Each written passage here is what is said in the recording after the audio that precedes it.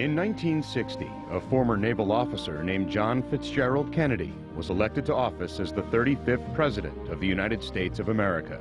An avid sports fan, JFK loved nothing more than attending the annual Army-Navy football game. He was Commander-in-Chief of all the armed services, but he liked the Navy, and there was that affinity to the Naval Academy.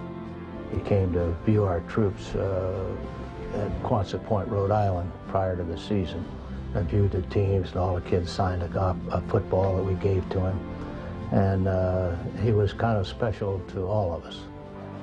So it was no surprise that JFK was in attendance on December 1st, 1962, the day the Naval Academy introduced their sophomore quarterback to a national television audience. Most had only heard about the tremendously gifted three-sport athlete from Cincinnati, Ohio, known for his scrambling exploits on the gridiron. Now the president and the nation were formally introduced to Roger Staubach. Here comes this guy who, kind of single-handedly wins the game, and that's when his star is sort of born. With Staubach in command, Navy won handily, 34-14. The legend of Roger the Dodger had officially left the dock. You had to get used to what he was going to do that you didn't know he was going to do. But you found out very quickly it's going to come out okay. It was like he had eyes in the back of his head. I mean, you couldn't figure out how he knew when someone was coming from his blind side.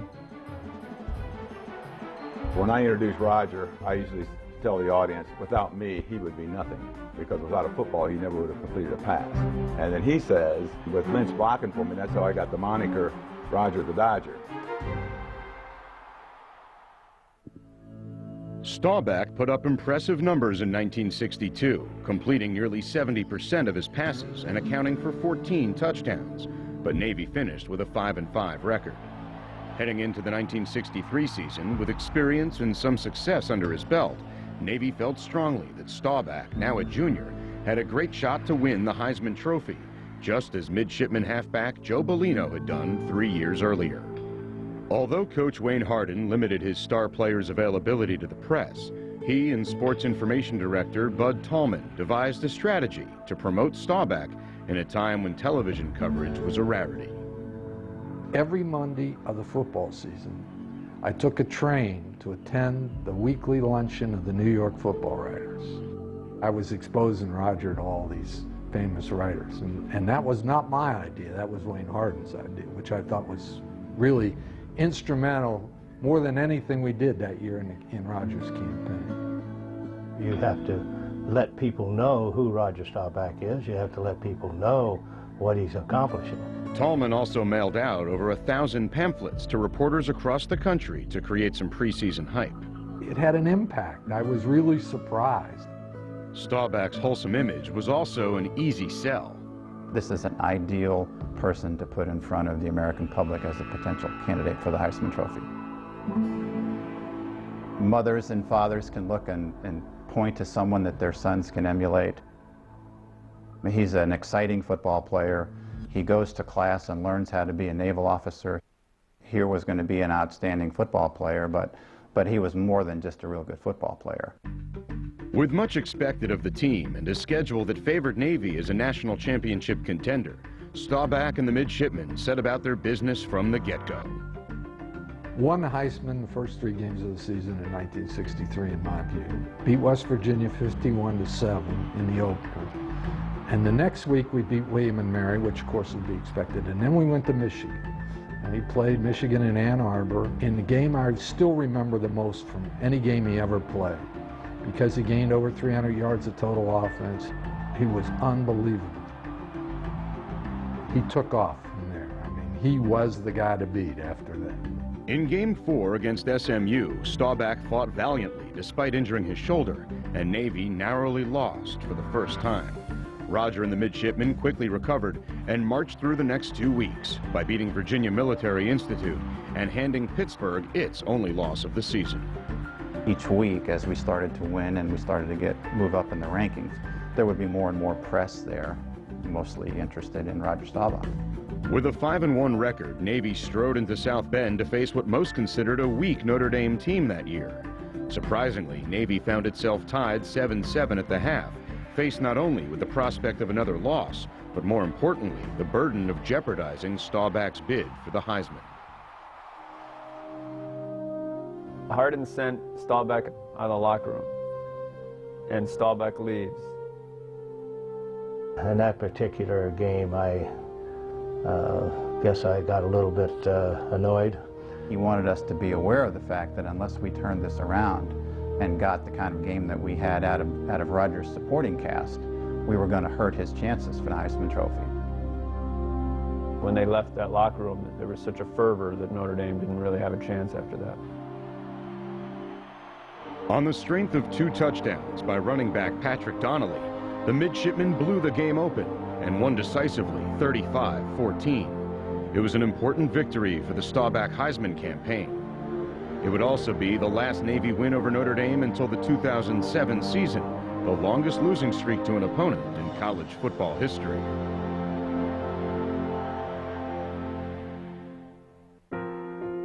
Next on Heisman Tales, Staubach reaches the heights of collegiate fame and glory. I said to the guy on the phone, now is there anything that can derail this? He said, only some sort of catastrophe. Why could a... Standing as the #2 team in the country with an impressive 8-1 record, only Army stood in the way of the midshipmen and a date in the Cotton Bowl for a national championship against Texas. Roger Staubach was being touted as the best quarterback in college football, and he was beginning to receive national media attention as the probable Heisman Trophy winner. Wayne decided that he wouldn't be available during the week, so we're promoting a Heisman Trophy candidate who's not available. I would have thought he would have said, hey, if you want to win the Heisman, you got to get out there and schmooze these guys and gals, and but it didn't happen that way. Well, Wayne decided that we'd make a little bit of an exception for life. The week the Heisman was to be announced, just days before the Army-Navy game, Life magazine informed the Naval Academy that Roger Staubach would be on its cover. I said to the guy on the phone, the guy, my contact on the phone, I said, now is there anything that can derail this? He said, only some sort of catastrophe. A nation mourns, the world grieves. The man who became 35th president less than 3 years ago is dead. Time stood still. I mean, we were all in a state of shock. We didn't think football. We weren't worried about the Army-Navy game. This was our president. He was young, he was vibrant, he was a Navy man, and I think the first response of most people was, it's not appropriate to play the Army-Navy game this year. For something like that to happen, the emotion is just still with me and with most people. Staubach's life cover never made it to the newsstands. Just 4 days after JFK was assassinated, it was announced that the Navy quarterback had won the Heisman. Losing our president really put everything in perspective. That you know, Heisman Trophy, even though it was a wonderful award, wasn't as meaningful as it could have been under these circumstances. True to form, Staubach showed poise and dignity, accepting the Heisman on behalf of the entire Navy team. I did say that I was going to cut the Heisman into X amount of pieces, which is, I don't know how many players on the team, 40-some pieces or something. We've all been waiting. I don't have a piece of the Heisman Trophy. When are we going to get those Heisman awards? And they all say today, Roger, I still don't have my piece. I haven't cut it in all those pieces, but they all deserved a piece of it. At the Kennedy family's request, the Army-Navy game was rescheduled, and it would now be played on Pearl Harbor Day. We had the Cotton Bowl committee at the game to watch us play and theoretically offering us the Cotton Bowl bid if we won the game. So we had to win that game. With the country still reeling, the game was a welcome diversion. In one of the most thrilling contests in Army-Navy history, the midshipmen were in control with a 21-7 lead late in the second half, when the other quarterback started to steal the show. They had a great quarterback named Rollie Stitchway, and he was a heck of a running quarterback, and so they just controlled the football. They went in and scored, went for two, it's 21-15, and then they did an onside kick and got the ball back. So they're driving down now, and the time is, I mean, it's unbelievable. As they were getting closer and closer and closer, I had Rog on the sideline, and I said, Rog, it looks like they may score here, but we've got a 2-minute drill. And he said, when we get the ball back, we need to do this, this, this. And I said, hey, Coach, we're not going to get the ball back. Either they're going to score, I mean, look at the clock. Army drove down to the 2-yard line, and Navy's hopes to play for the national championship were sinking fast. About that time, they're getting down there closer and closer, and I said, I think it's time to pray. And they got down to the 2-yard line, and they had run out of timeouts. The referees stopped the clock because of the noise, but they started the clock up again when they thought the noise died down, and Rollie never got the play off. I think Tom Lynch, our team captain at that time, said it about as good as could have been said. They weren't going to score anyway. We won the ballgame, 21-15, got the bid to the Cotton Bowl.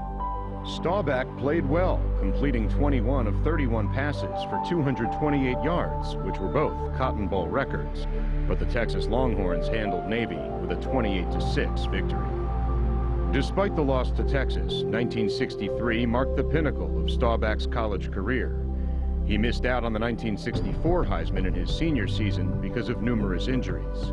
Staubach's number was retired at graduation, and the Navy star headed to Vietnam to begin fulfilling his 4-year military commitment. He comes out of the service and rejoins football, comes back into public consciousness.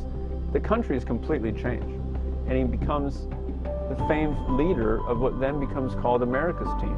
And I think people on some level watched him play if they were older, and he reminded them of a kind of gentler time.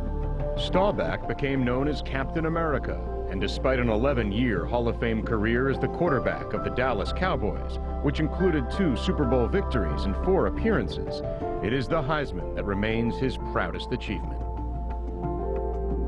Even with our grandkids now, some of the kids at the school say they'd like to see, you know, I mean, they don't ask about anything else. It's the Heisman.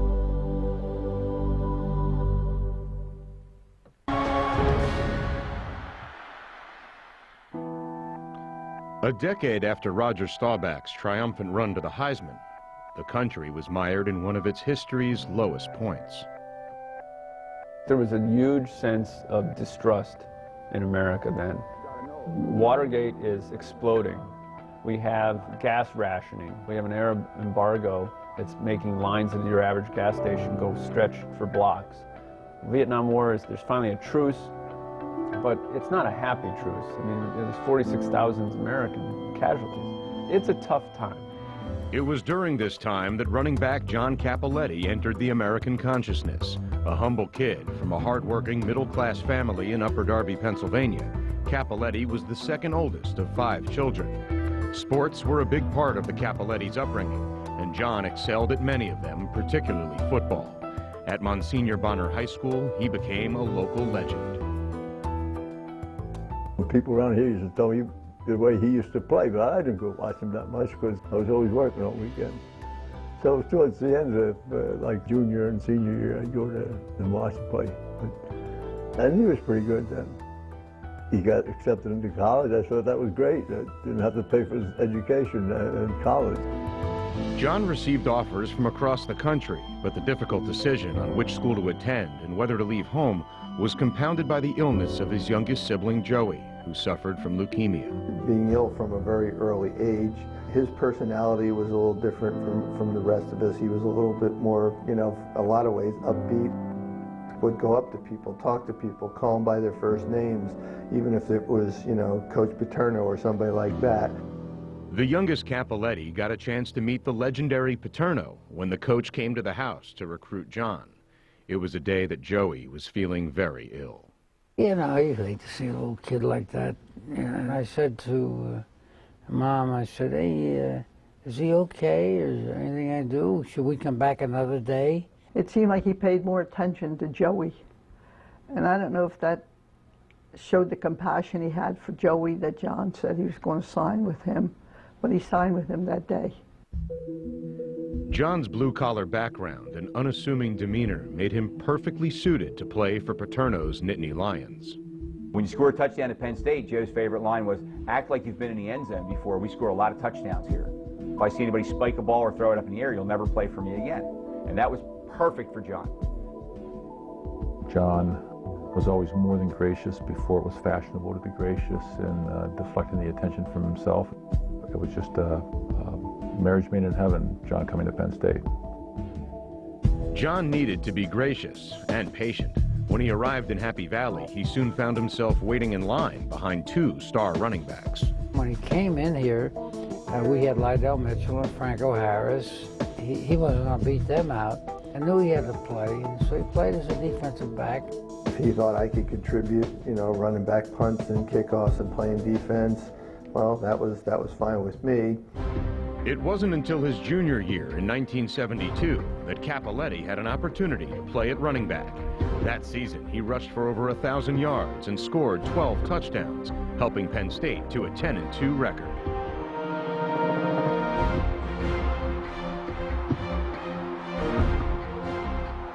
'72 was a great year for Penn State.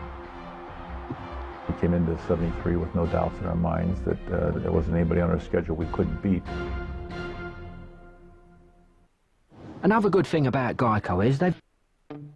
As the 1973 season began, Penn State knew it had a strong team that could compete for a national title. And though the program had produced numerous great players, never had a Nittany Lion won the Heisman Trophy.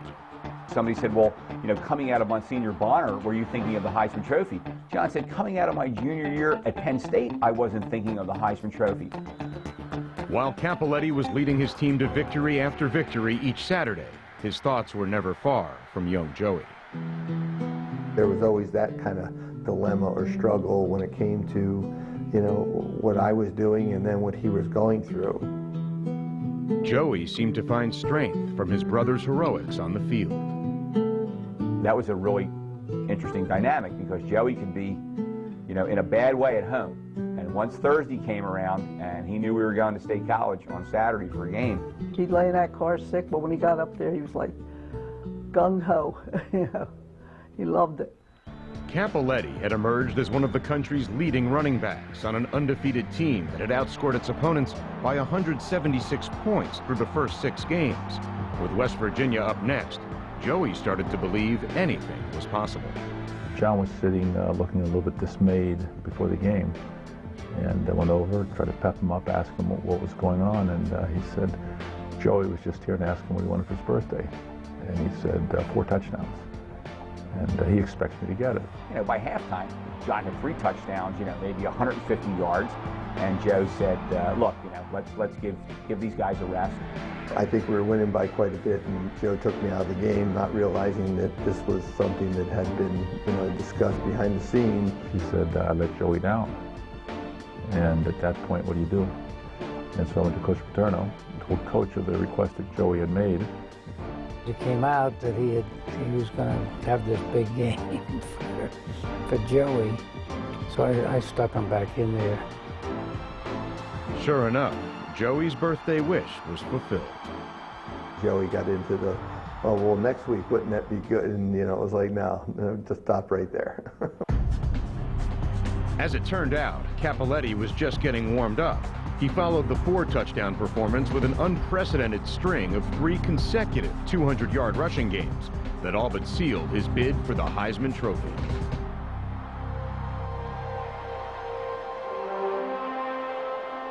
What made him any better than Franco Harris or Mitchell or some of the other backs they had? Well, 3 consecutive 200-plus rushing games, that made him different. Nobody had done that in college football history. After finishing the season with a win over Pittsburgh, Penn State was 11-0 and headed to the Orange Bowl against LSU. They won that game to stay undefeated, yet finished only 5th in the rankings. Cappelletti had rushed for over 1,500 yards and scored 17 touchdowns to become the first and to this day only Nittany Lion to win the Heisman Trophy. Back in Upper Darby, this was especially big news. They had a beautiful big parade, and they gave him a beautiful car and had a big banquet. Yeah, they treated him real nice. On December 13th, 1973, Cappelletti, along with his family and friends, came to New York to accept the award. He had an index card on the counter, and I picked it up, and the index card had 4 lines on it. The first one was to his coaches. The second one was to his friends. The third one was to his family, and the fourth one was to someone special. And I said, "So who is this someone special?" And he said, "You'll find out." In front of nearly 1,700 people, including Vice President Gerald Ford, Cappelletti delivered the most famous Heisman speech of all time. But boom.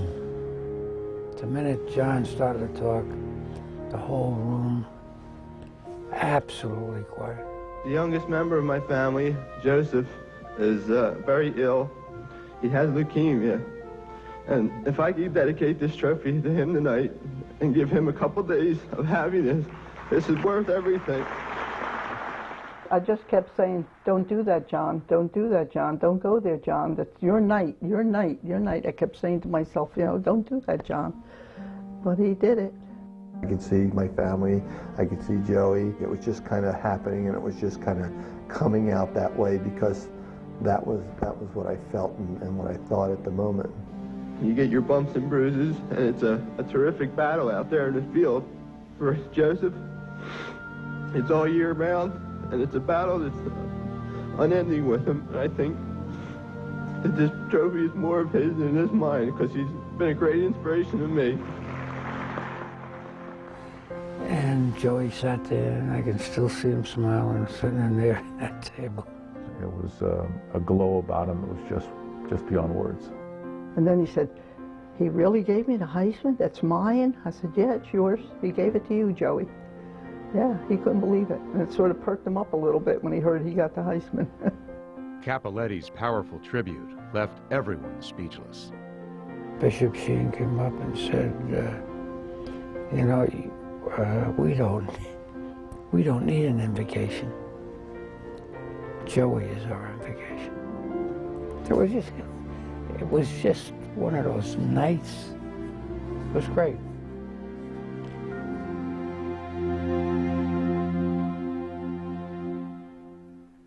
Two years later, at the age of just 13, Joey succumbed to leukemia.